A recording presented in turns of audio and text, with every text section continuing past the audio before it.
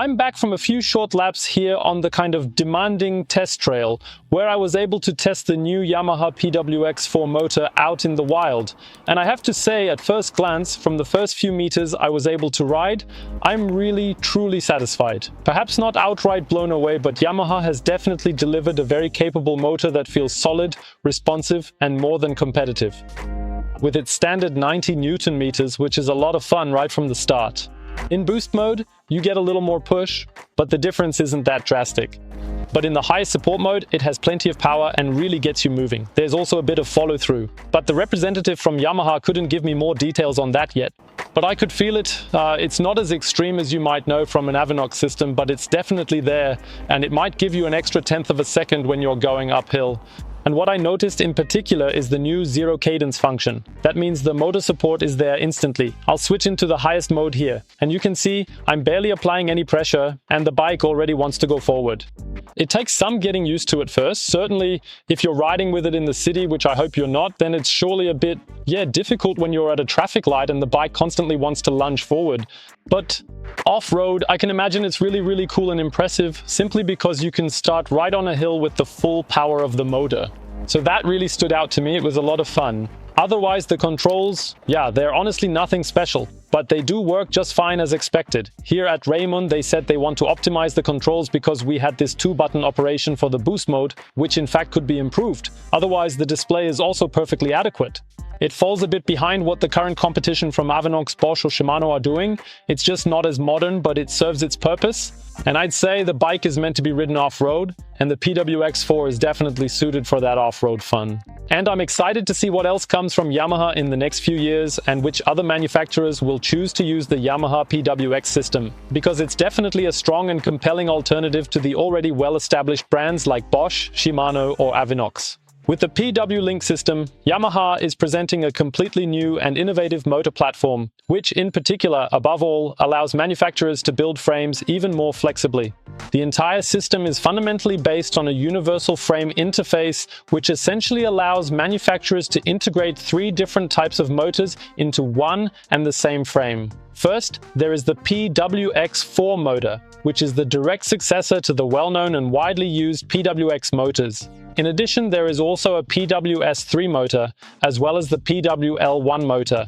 The PW-L1 is perhaps in the same class as the Bosch SX motor you might know, also with 60 Newton meters, relatively compact and light. It will surely feel at home, especially in sporty city bikes or gravel bikes. The PW-S3 motor, on the other hand, is basically the counterpart to the previous full-power motors we've known from recent years.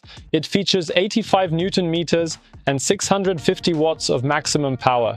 So it's a real powerhouse, but compared to the new PW-X4 motor, I'd still call it a lightweight. Because the PW-X4 comes with a whopping 100 Newton meters maximum, 800 watts of maximum output, and basically offers you the full power, just as we're seeing from many manufacturers now.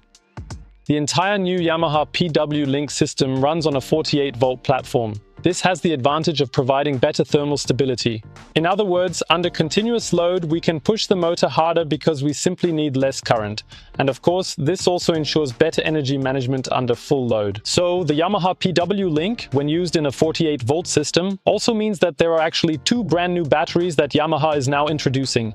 First, there's the 560 watt-hour in-tube battery, which is sort of the equivalent to what was the largest possible battery capacity just a few years ago. Or, and this is what most people will probably want, a powerful down-tube battery with 840 watt-hours, which promises endless range, a lot of fun on the trails, and of course, integrates well. Additionally, they're also showing 2 new displays and a new control unit. For the sporty trail and mountain bike segment, there's a classic top tube control unit, which we've now seen in many models from Bosch with the Kiox 300 in the new system, or also from TQ, for example. It's integrated into the top tube and provides the most important riding information there. But I have to say, the whole thing felt a little bit old-fashioned in my opinion. We don't have a high-resolution display, but the most important information is shown. The whole thing is controlled by a small minimalist remote on the handlebar, just as we know from many others, giving us a nice clean cockpit. And for the PW-L1 motor, the lightweight city motor, so to speak, there's also a 2-in-1 control unit that allows you to switch the motor support levels and have the display all in one. That's also something we're already familiar with. So that's a quick overview of the new Yamaha PW-Link system with the PW-X4.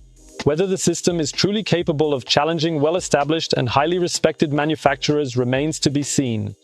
Currently, Yamaha is still somewhat behind, only really having a major presence with Raymond bikes. You can write in the comments below what you think of the whole system and if this might be a bike for you, or rather a motor system.